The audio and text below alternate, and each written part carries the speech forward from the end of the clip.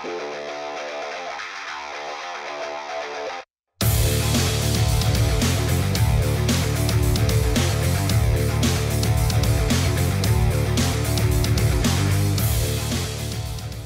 everybody. Welcome to another edition of the SoCal Prep Report. Rich Estrella, along with Bob Gibson and Randy Rosenblum, and we're coming to you today from Whittier Christian High School. Actually, it's in La Habra, right, guys? Even though it's called Whittier Christian? Am I making a mistake there? No. Hey, Martinez, is that right? Coach, that's right. So we are here in the city of La Habra at Whittier Christian High. We're going to focus a little bit on the softball team. They're doing pretty good this year, huh, Bob? Yeah, no, that softball program, 14 wins on the season, first place in the Olympic League, and yeah, they're having a really good season, and we're going to hear a little bit later on from them. They've got some big goals this season. Yep. I think they got a good chance to accomplish them as well. Okay, before we do that, let's get to the top of the show and talk about the top 10 in baseball. We're going to go to the top 10 in softball. We got city section stuff. We got all kinds of stuff going today, fellas, so let's just jump right into it and see. In the top 10 in baseball, there was absolutely no change. As far as the number one team right now, everybody's banking on Cypress. Cypress had a lot of impressive victories. They've been in some big tournaments. And, Bob, we're going to talk about the Bourse Classic here in just a minute. But in the number two this week, it's Orange Lutheran over Harvard Westlake. Orange Lutheran is having a great season. I don't know what they've been drinking over there with the Kool-Aid, whatever, but they bought into the program. They have great pitching, Bob. Look, it's survival of the fittest when you talk about the league that they're in, and that's the Trinity League. Plenty of great programs there. Eric Borba has just put together a great program. You know, year after year, Orange Lutheran just seems to be just a little bit better than a lot of the other teams in that league. You know, Servite had their chance at top, and Mater Dei had a little run early, not in league now. Mater Dei's really dropped down in league, and Santa Margarita had a little run, but now, right now, Orange Lutheran has shown they're clearly the best team in the Trinity. And when you win in the Trinity League, you're obviously getting things done. And Olu's got a lot of great athletes in all the different sports. No shock, though, that they're on top in baseball. Mater Dei appears to be down. We saw that early in the year, guys, when Servite swept Mater Dei 2 games. But Olu is really probably the team to beat. And Jay Serra's coming on now in the Trinity League, too. Everybody's beating everybody, man. There's no place to run, no place to hide, as the old song says. So, you know, we'll see how it mets out at the end. All right, continuing on, Harvard Westlake, of course, out in the Valley area. And then we see in the fourth position, guys, Huntington Beach, followed by Ayala. Ayala, another team that's just stingy. They got all kinds of pitching over there, guys. Big win in the Bourse today. But Mitch, we'll talk about the Bourse in a little bit, but a big win for Ayala today as well. And then they're followed by Notre Dame Sherman Oaks and Servite, who's already beaten a couple of top teners here. And they're followed by Arcadia, Jay Serra, who we talked about, who's come on late, beating some of the big guns. And then South Hills joining the top 10 right now, guys. What I like about the Notre Dame program is they lose a player like Hunter Green, who might have been the best player in the country a couple years ago, but the athlete's still on campus in Sherman Oaks year in and year out. Notre Dame's amongst the elite. I want to throw the school Alhambra out there real quick, having a great season. Go ahead, throw them out there, Bob. Go ahead. Just as long as you don't throw them under the bus. We were at Mark Keppel High a couple of weeks ago in Alhambra. Now Alhambra baseball team. Look, in the San Gabriel Valley, there's some great baseball being played. It hasn't always been at Alhambra, but for the last couple of years, the Moors have been one of those top teams. So a little shout out to the Alhambra Moors, having a great season so far this season. And I can go back into the San Fernando Valley and talk about Harvard Westlake. I know you had them high on your poll. There's another program that's always had great pitching. Jack Flaherty, other players like that have come through. There's another solid program from the San Fernando Valley.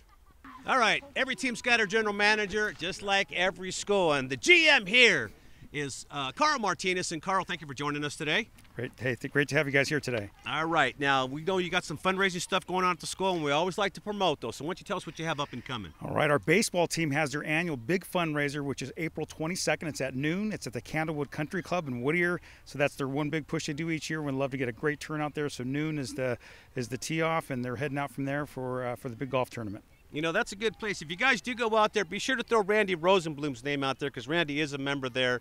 Golfs there all the time. I do have muscle. Put everything on his tab, all right?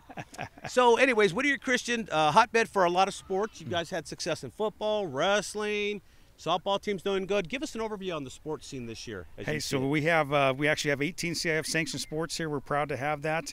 I'm proud to be here serving the school. I'm actually an alum, going back to our history back in the day. But it's great to partner here with families. We got great kids that play with us. We're the school of our size. We go out and we compete with schools 3 and 4 times our size. So we got to get out there and compete. Our girls softball team behind us is one example of that. Baseball team playing right now. So we're excited for what's happening on our campus, and really excited for the year ahead. Yes, I would be too, man. This is a great campus, a lot of green here. And when you run out of supplies, you go right over here to the Costco. Man. Fantastic. I love it. Once again, you guys have the big fundraiser coming up for the baseball team, Candlewood Country Club in Whittier. Nice place for events. And what is the date again? The date again is April 22nd, and it starts at noon, All 12 right. o'clock. Show up, man. Support the Heralds. Is the Cardinal or the Heralds, right? The Heralds. That's right. I got to make sure, with all these name changes now, like Stanford, it's now the Cardinal. But anyways, congratulations once again, Carl. Thanks for joining us today, man. Thank you. All right. Now we're going to get back. Where's Bob at? Bob's doing something. Let's go to Bob Gibson. All right, thanks, guys. Let's take a couple of minutes to visit with one of the top softball programs in the entirety of Southern California. That is right here at Whittier Christian. Coach Dale VanDuyn. Coach, congratulations so far on this great season, but I got a feeling that you've got bigger plans for this group of girls right here this season. Oh, definitely. 13-1, 14-1, excuse me. Now to this point, you just kind of started just scratching the surface in league play. What's been the key? I know in softball, one of the big keys is having that big horse on the mound and go for you, or excuse me, in the circle for you all season long. You've had that so far this season. Yeah, Brooklyn's been incredible. She has pitched about 90% of her games, and she's just been incredible. She hits her spots. She's a gamer. If someone hits her, she wants them to get back up there. She wants to get them. So, what's that do for the psyche of the rest of the team when they know that they've got that person who's locked in the circle is going to keep them in the game? Oh yeah, when she's in the game, they've got confidence. They know that she's going to give them their best, and on defense, they're willing to do whatever it takes to get the job done.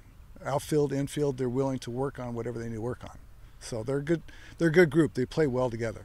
Yeah, this is your 12th season? 12th season at Whittier Christian. Whittier Christian. Yeah. This program has been good for a while now. What's the key? A lot of good players coming through. Getting the girls just to understand to play together. It's a good group of young ladies usually. You always have different things, but the fun part of it is just getting them to understand that they have to play as one. That's the key. Obviously, there's neighborhood schools, but kids choose to come to Whittier Christian. What's the girl that chooses to come and be part of your program? Who is that person? Well, I think it has lots to do with the parents. The parents talk to their kids. It's a Christian school, and her perfect example is Hailey. She's a senior this year.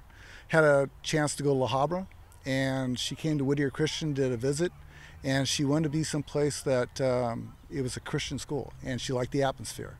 And I think that's a key thing right there.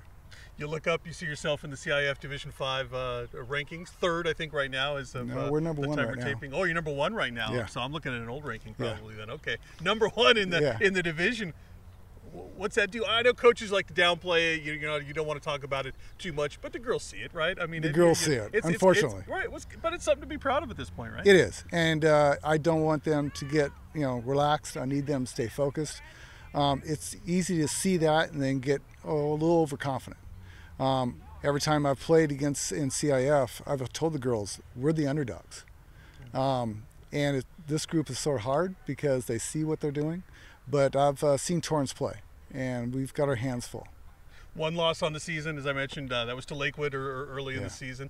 When you set up your non-league schedule, what are you trying to accomplish with that? Are you trying to play up a little bit so that the competition is that much better than when you're going to see down the line, maybe? Definitely. Yeah, you want to see stuff that's going to be harder on you than the league, which our league is always extremely strong. Right. But also the level that we need to play above to get to the championship. And Lakewood was a good team. We did a good job. The girls did a great job. And I think losing that game, woke them up a little bit. So it was good for everybody. Your team has not been allergic to hitting at all this season. They put some runs on the board. So that's a good feeling, too, knowing that you've got that combination. You've got that great pitcher out there, and you've got some girls swinging the bats really well throughout the season. And it's not just coming from one person. Right, it's up and down your lineup. Oh, you look at the lineup, and we've got 8 kids that hit home runs throughout the lineup. You've got kids that are hitting over 400. I've got a freshman, Shelby, comes up, and she's hitting almost at 400. And she was a surprise to us. So it's all the way up and down. And I've got 2 or 3 kids on the bench that can do it. So that's the exciting thing. Well, the unfortunate thing we can hear behind, I guess they don't like each other too much. Oh, right? no. No, this is just the opposite. This group looks like they love being around one another, and that makes it even better. They love it. We go to Big Bear every year, and that's when we bond. And I couldn't even go. They didn't want to leave the cabin. They want to just hang out together. Wow. So it's pretty exciting. So we're looking at this being a special unit that it's got a chance to do some real special things. Yes. Coach, yeah. We thank you, and good luck the rest of the way. Okay. And we're going to be keeping our eyes on you as you head through the rest of the Olympic League and into the CIF playoffs. I appreciate it. Thank you. All right, that's Coach Dale VanDuyn, the head softball coach here at Whittier Christian. All right, we're going to visit now with a couple of the key players for this Whittier Christian softball team. We got the second baseman, and that is Callista. We got the third baseman, and that is Hailey. And ladies, it's been a good season to this date, but I imagine that you're not satisfied yet, right? You guys want more. Yeah, we want to win league and hopefully CIF. What does it take to get to that point? I mean, what has the journey been like that's gotten you to this point, and what's it going to take to push it over the top and get that Olympic League champion? Honestly, it's just teamwork. Like, we're really close in the team, and I think that's going to take us really far. Yeah, Hailey, obviously we can tell this is a very close team back here. Is that really what's so much fun about it, is this is a close group of girls? Yeah, I mean, I've played here for 3 years. It's my 4th year, and this is definitely the most fun we've had. And I think winning helps a lot with that, but we're really close, and we make everything like a hangout, not like a game or practice. So. Right. Now, you're both seniors, and obviously that means this is it, right? This is the last chance to get a championship and go out on top. So, for you guys as leaders, right? I mean, that's big to impress upon maybe the younger girls. Hey, we want to get this done, right? Yeah, we just tell them, do it for the seniors. I mean, you would want to win when you're a senior, so it's like, let's work together. Right. We were just talking with the coach about having that great pitcher on the mound, every game. Does that make you guys a little looser, playing the field behind her, knowing that you've got that person out there who's going to keep you in the game always? Yeah, we just try to do our best for her because she's working so hard for us, And as you look at the beginning of the season and kind of the goals that you guys had set for yourself as a senior, that's an important thing. What were those personal goals you set for yourself? We know the team goals. What were the personal goals you set for yourself? I just want to win league and get first team, hopefully. And get first team. And what about you? Did you set personal goals for yourself coming in? I feel like I've been a pretty big home run hitter over the years, and this year I just wanted to hit for my team and get more of the RBIs instead of hitting for myself. Tell us a little bit about Coach. What kind of coach is he, and how much fun is he to play for? He's fun to play for, I guess. He's pretty cool. He's a little crazy at sometimes, but I think we all really respect him, and he has a lot of good ideas, and he's a great coach. Yeah, how about on the field? What have you been able to learn from Coach and this staff? Well, when I first came, I was not a second baseman, so they really helped me to step up and become the second baseman that they knew I could be. They really put a lot of trust in me to put me there. Well, good luck to the both of you. Congratulations on the season to this point. And I know you guys have bigger goals in mind as you get to the playoffs in a couple of weeks. So good luck to you guys. Thank you. All right. That is Callista and Hailey. And now we send it back over to the guys. All right, thanks a lot, Bob. Bob always does a good job on these interview Randys. He doesn't know much about anything, but he does a great job on these interviews. I have to stand up for Bob. He's well-schooled, he's prepared, and he does a very good job on the interviews, and he loves doing them. Bobby knows I love him. I got to give him a little grief every now and then. All right, let's get to the city section now, Randy, and see what's been going on. What has been going on in the city, my friend? A lot of stuff this week. We'll start with the baseball top 10. No shock. Birmingham ranked number 1. Two-time LA City champions. I think they got a great chance to make it 3 in a row. Albert Garcia, the right-hander, all-city pitcher, leads them. Just an outstanding club. Johnny Tincher is the all-city catcher. Number 2, I have El Camino Real from the same West Valley League. Cole Kitchen, another pitcher-hitter. Kitchen is a tremendous performer, and they're always tough come playoff time.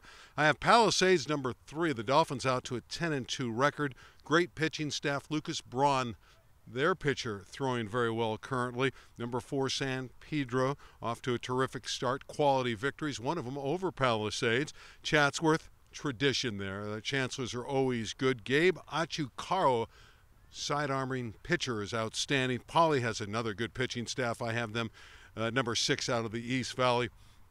Carson has a big win already this year, 10-0 over Cleveland. Their star pitcher and shortstop is Jaja Bellinger. Number 8 is Banning. They have an all-city sophomore pitcher, and Anthony Hoya. Cleveland I had as high as number 2. I've dropped into number 9. They just haven't been hitting lately, and they got hammered by Carson, as we said, 10-0. I think they'll come back. I think the Cavaliers will be good by the end of the year. And Sylmar, with a stable of good arms, I have at number 10. Want to talk some softball. That's what our show's all about. Yes, Chatsworth, again, the defending LA City champions. They won it all last year.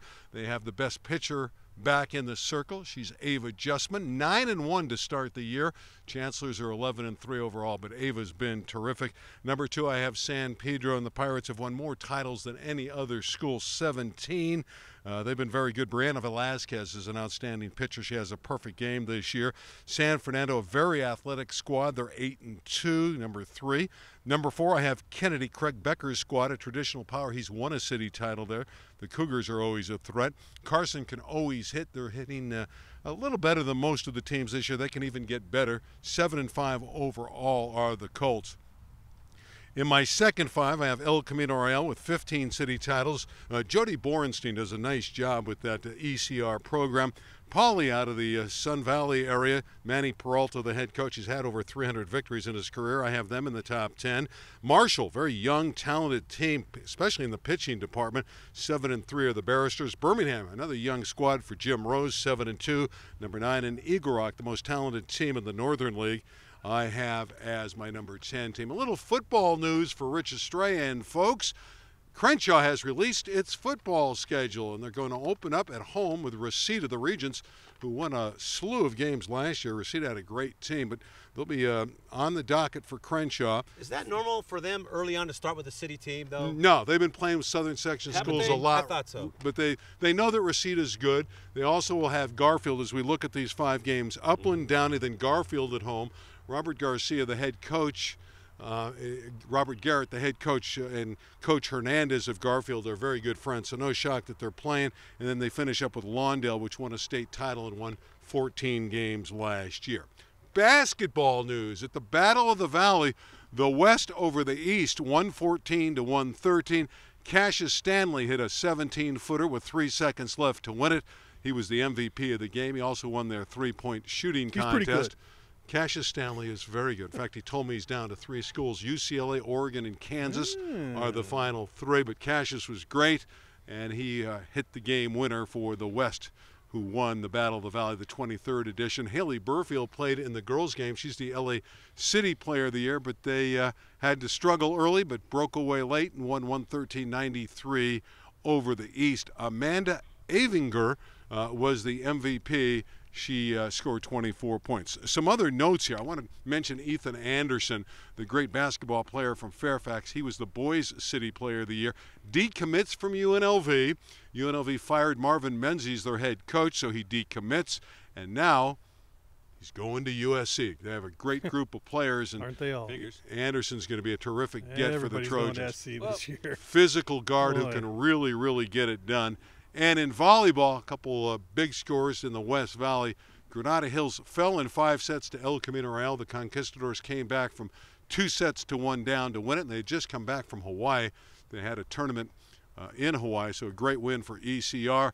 And then in the other match, another tough match, it was Chatsworth over Taft in 4 sets. Great teams in the West Valley, but there's no question Palisades, the Dolphins, are by far and away the best team in the LA City section. That's my report on the city side. I got to ask you, Randy, I was thinking about this while you're giving the report. Now, in that Valley East-West game, how many of you guys think we're getting a little bit of payola from, like, Nike, the Avenatti thing that's going on right now? I don't know. The game was at Sierra Canyon. The game was sold out. Yeah. It was one of the great games they've ever had there. But I'm talking about I'm going to avoid the question because I really don't know. All right, Randy. And I got to be honest, when I talk with the kids, I really didn't ask them how much money they were going to make going to college. I asked them where they were going to college. Yes. I didn't ask them how much money they were going to make. Bye, everybody. No. That's a fair question. With everything that's going on, we're going to talk about at the end of the show what's been going on. That's a fair question. Sure. No, it's a big topic. Because you know what, Randy probably knows stuff, but he ain't going to tell anybody here. Okay, he ain't going to break. My it on lips this show. are He's sealed. going to break it on his own show. All right. Let's move on. We're just having some fun right now. I doubt anybody's doing anything. I have faith in everybody do the right thing, except for Bob. Anyways, why are you picking on Bob so much today? You can bribe me all you want. Yeah. By the way, we were smelling those burgers before. Yeah. Oh yeah. Where'd they go? I don't know what that was, man, but I want somebody firing a barbecue up there. Oh, it's awesome. Smells good. All right, real quick, softball top 10, looking pretty good. Norco's still at the top of the heap. All right, and they are followed by Great Oak, Santiago, Los Al Olu, Santa Margarita, Valencia, right. Huntington Beach, Ayala, and Chino Hills, my friends. That's the top 10 right now. And, you really can't argue with much because doesn't matter because, you know, everybody's in league now. When the playoffs start, things are going to start to be a lot more It's baseball and softball. clear. A lot of these schools, not a lot of them, but a few of them, will go out in the first round of the playoffs. That's just the way it ends up in baseball and softball. So that's how I thought you were going to lobby for Whittier Christian. I know they're in the lower division, but they've won a lot of games in a row. There's too many giant schools that do big-time recruiting, my friend, and a little bit too powerful to be here. All right. We were talking some miscellaneous stuff, and the big thing right now is we talked about the admission scandal the last couple of weeks. And I kept telling you, man, it's not a big deal, man. This stuff goes on all the time, right? Well, we got some more evidence of that. It's Michael Avenatti, Stormy Daniels' attorney, and look that up if you want to. He's running for president. Yeah, but yeah, your boy Avenatti was running for president. He I know was. That's your boy. Yeah. But you know, we don't talk politics on this show for that reason, Randy. Okay. All right. So he was going to allegedly extort Nike for about $25 million, stating that he had evidence that Nike has been paying high school players, trying to steer them to certain colleges and even certain high schools, all right? Trust me, it happens all the time. It's been happening as long as I've known, since the early 80s. Yeah. And I'm going to let it be. I'm just going to let it be. I don't need to drug up all the old dirt, even though I could. But I'm not going to do that today. But here's the deal. If, indeed, there's any truth to this is going to blow another lid off, and it's going to make this college admissions scandal really look like, you know, preschool. Because this is far-reaching. And Avenatti went as far as to name Bol, a guy we've talked about the last few years. What, 3-4 high schools in 4 years? Yeah. Always a shoe school he was going to. And now Avenatti made the allegation that Bol was probably getting a couple hundred G's to go to Findlay Prep his senior year. And well, he ended up at Oregon. He ended up at Oregon, which is Nike's school. The founder, Phil Knight's school. Of Nike. Yep. You know, he gives a lot of money to the University of Oregon, and Bol is probably going to be a lottery pick this year. He's injured, sitting on the bench as Oregon's made its run into the NCAA Sweet 16. But Bol was a great player early in the year. But it's kind of interesting that he winds up at Oregon, and that's Nike money there. I'm not saying anything, but it does look a little fishy, doesn't it? Well, say it. I'll say it. It does look fishy. It is fishy. All of it is. You know, they're all getting paid. Everybody's been getting paid except us. It's looking ducks is what it's looking terrible. like. Ducks. So, again, this is just another layer, and it's coming from somewhere completely different than the rich folk in the entertainment industry, okay? So it's going to probably come from a few more places we haven't even thought of yet. You know what I mean? that's probably true. No, you're right. We've just scratched the surface on what this whole thing is going to end up looking like in another couple of weeks or months or even a year, right? It's going to get uglier before it gets better. And when I talked to Cassius Stanley, his 3 finalists for his schools, UCLA, Kansas, and Oregon. Now, I'm not saying anything, but there's Oregon's name popping up. And they've had a good team in recent years. I mean, they're running deep into the NCAA tournament just about every year now. So it's understandable that kids may want to go there. But, again, that's Nike money at the University of Oregon. Well, the FBI's been, watching a lot of these guys for years. I mean, it brought down Rick Pitino, right? Yeah, they did. Who could bring down Rick Pitino? Well, he got brought down. There's also alleged, I've read a few places, FBI wiretaps that have coaches talking about payments coming in from Nike to make sure these players come to their schools. And that kind of evidence is going to be hard to beat when this thing goes to court and they start handing out indictments. And understand this, the indictments, they don't care what they were doing. You know what they care about? They care about it was all a cash business, and people got paid and didn't give the tax man his cut. The IRS didn't get their cut. Yeah, for right? 1% wants their cut. You You literally could be talking hundreds of millions of dollars across this country every year, not just for basketball, football, baseball, the whole lot of it. And people are getting this bread and they're not paying their taxes. And that's how they get them. That's how they get them. So they got Capone, right? Capone, yeah. They won't get us, though, guys. We pay our taxes. Absolutely. We pay our We don't taxes. have anything to pay anyway. They can come get it all. Not like they already those got guys. it all. That's what they got what we had left. But anyways, we're making light of it up here right now, but it's a big deal. So before you start pointing fingers and saying I'm better than that guy, look what's going on around you, because there's going to be other places this is coming from. Now let's go to another situation that happened this week. We've talked about the Ball brothers and how great Chino Hills was going to be, and they still were great. They won 2 state titles without the Ball brothers.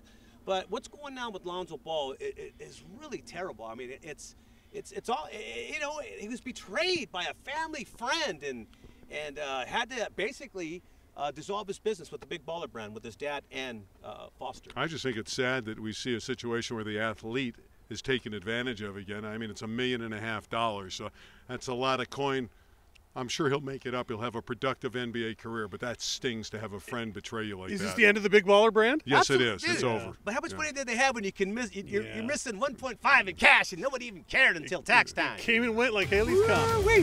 All right, that's it. We had a good time today. We certainly hope you did. We'll be back next week on behalf of VanDuyn Williams, Bob Jensen. I'm Richard Stray saying so long from your friends here at the SoCal Prep Report, and so long from Whittier Christian High School.